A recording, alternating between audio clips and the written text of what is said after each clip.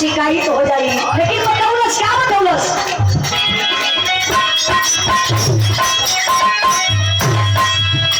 उठा तो बरात होला, बैठा तो बरात हो।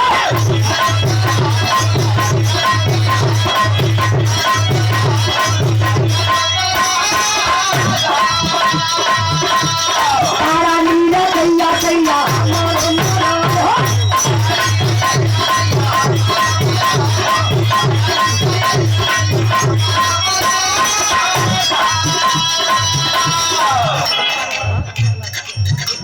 जल्दी देना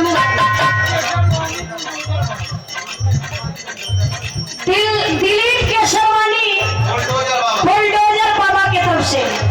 अच्छा सरकार ये निकली हो, इनका पुरस्कार घटक चल जाता।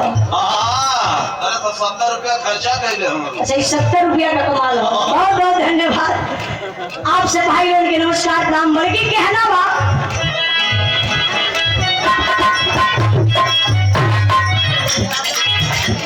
चमन सिंह यादव बड़े भैया जी की तरफ से।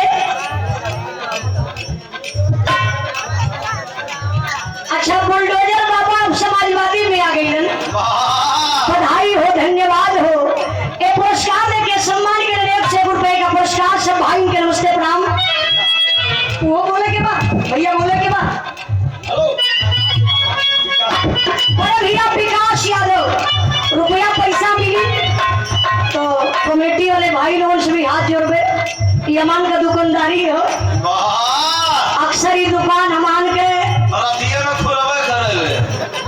नहीं छर भर का दुकानदारी बाबा चली फिर बंद हो जाएगी।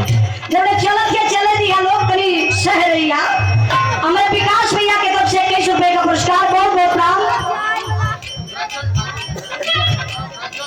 प्रज्वल ठाकुर बड़े भैया जी की तरफ से रामनगर की धरती से पुरस्कार देकर सम्मान के लिए बहुत बहुत प्रणाम। आई बच्चे साहब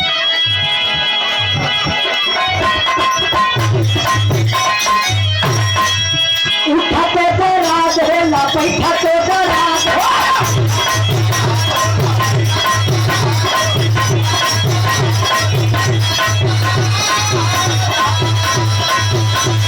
तारा नीला कैया कैया हमारो